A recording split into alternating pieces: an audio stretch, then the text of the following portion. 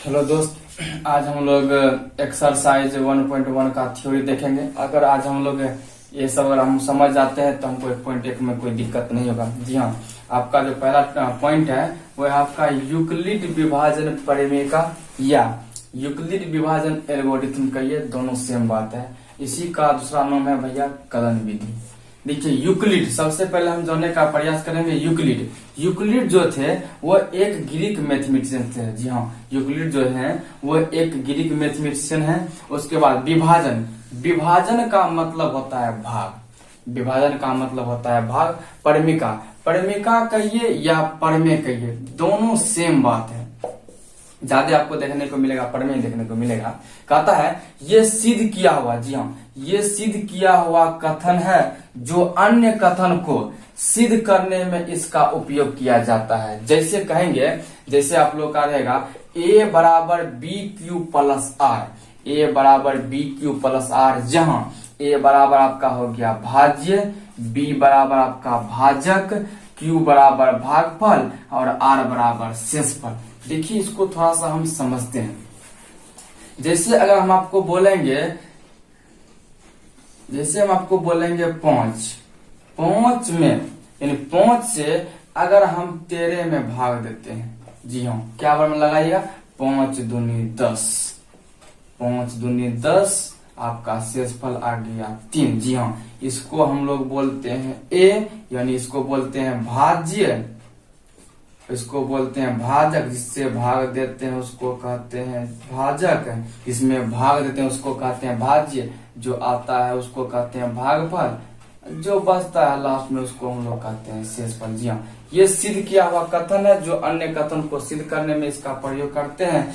कहता है a बराबर बी क्यू प्लस आर, जहाँ a बराबर भाज्य, b बराबर भाजक, q बराबर भागफल, r बराबर शेषफल। देखिए कहने का मतलब यह हुआ, अभी आप जो भाग दिए हैं, अभी आप अगर इसमें अगर इसमें अगर आप 5 से गुना करते हैं, यानी आप जो भागफल आता है उसको भाजक से गुना किया जाता है, तो गुना करेंगे तो आपका हो गया 2 गुना 5 करेंगे यानी 10।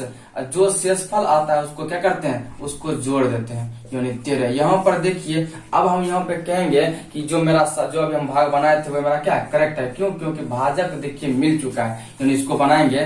फार्मूला इसका होता है भाज्य बराबर फार्मूला होता है भाजक गुना भागफल प्लस शेषफल। जी हाँ, शेषफल यानी 13 बराबर आप इसको लिख सकते हैं 2 गुना 5 प्लस 3। जी हाँ, ये सिद्ध किया हुआ कथन है जो अन्य कथन को सिद्ध करने में हम लोग इसका क्या करते हैं, प्रयोग करते हैं या उपयोग करते हैं।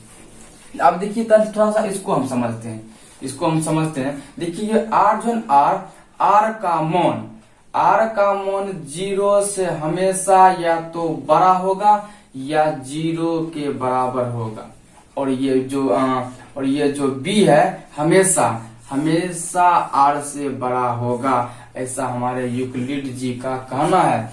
जैसे देखिए अगर अभी हम बोलेंगे 5 से भाग दिए थे आप लोग 13 में, तो देखिए शेषफल यानी रिमाइंडर, यानी आपका शेषफल क्या क्या आ सकता है। शेषफल आपका क्या क्या आएगा, या तो आपका शेषफल 0 हो सकता है, या 1 होगा, या 2 होगा, या 3 होगा, या 4 होगा। जी हाँ, यानी शेषफल जो आपका होगा, शेषफल का संभावित मान या तो आपका 0 होगा, या तो 1, या तो 2, या तो 3, या तो 4। आप बताइए ये जो है भाजक हमेशा क्या 8 से बड़ा नहीं हुआ कि, यानी हमेशा, यानी क्या कहते हैं 8 जो है क्या ये b जो है क्या हमेशा 8 से बड़ा हुआ नहीं हुआ। देखिए आपका शेषफल हमेशा कितना आया, 4 आया, और आपका भाज्य कितना था, 5 था। जी हाँ, यानी यह कहने का मतलब ये हुआ कि r का जो मान आपका होगा 0 के बराबर होगा। जी हाँ, 0 के बराबर होगा या 0 से बड़ा होगा, लेकिन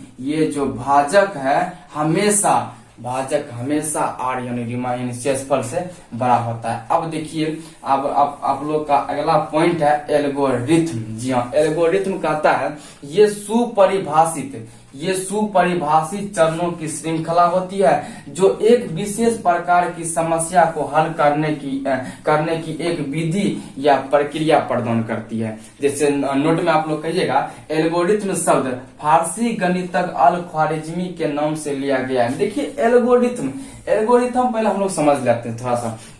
कहता है देखिए, किसी काम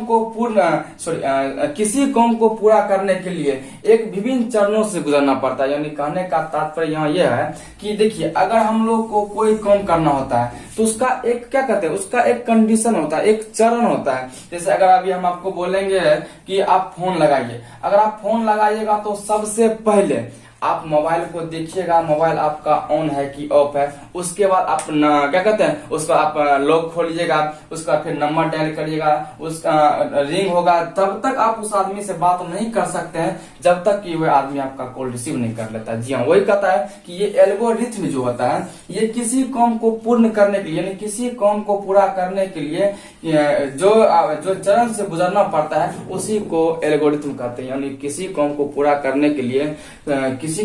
करने के लिए उनके विभिन्न चरणों से गुजरना पड़ता है, उसी को हम लोग कहते हैं एल्गोरिथम। और एल्गोरिथम शब्द जो है ये फारसी गणितज्ञ अल ख्वारिज़मी के नाम से लिया गया है। और अभी आपका लास्ट पॉइंट जो है, देखिए अब इसमें आपसे एक सवाल और कहेगा कि यूक्लिड विभाजन जो है हमेशा यूक्लिड विभाजन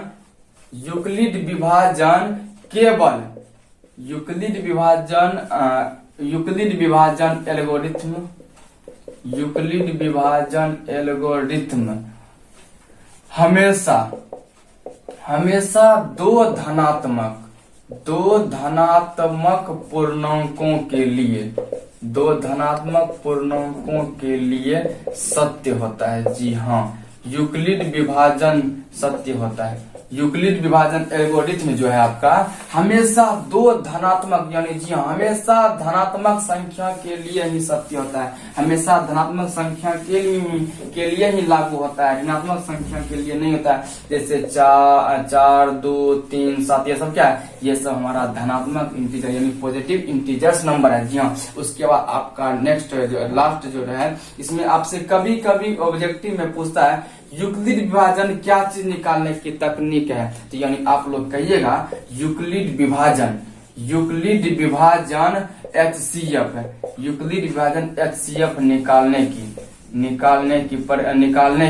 तकनीक है। जी हाँ, यूक्लिड विभाजन की सहायता से हम लोग क्या निकालते हैं, हम लोग HCF निकालते हैं। HCF यानी हाईएस्ट कॉमन फैक्टर, या हम लोग इसको कहते हैं हिंदी में मोसो यानी महत्तम समावर्तक। जी हाँ, आज हमने जाना कि यूक्लिड क्या होता है, विभाजन, एल्गोरिथम, परिमिका क्या होता है, इसका हम लोग कहते हैं कलन विधि। उसके बाद सबसे इम्पोर्टेंट आपका ऑब्जेक्टिव में ये पूछेगा कि यूक्लिड विभाजन क्या होता है, हमेशा दो धनात्मक पूर्णांकों के लिए सत्य होता है। और यूक्लिड विभाजन क्या चीज निकालने की तकनीक होती है, यूक्लिड विभाजन HCF निकालने की तकनीक होती है। जी हाँ, उसके बाद अभी आप देखे थे, इस चीज को आप हमेशा याद रखिएगा भैया। जी हाँ, R का जो मान होगा हमेशा या तो 0 से बड़ा होगा या 0 के बराबर होगा, लेकिन ये जो आपका भाजक है हमेशा यानी शेषफल से बड़ा होगा।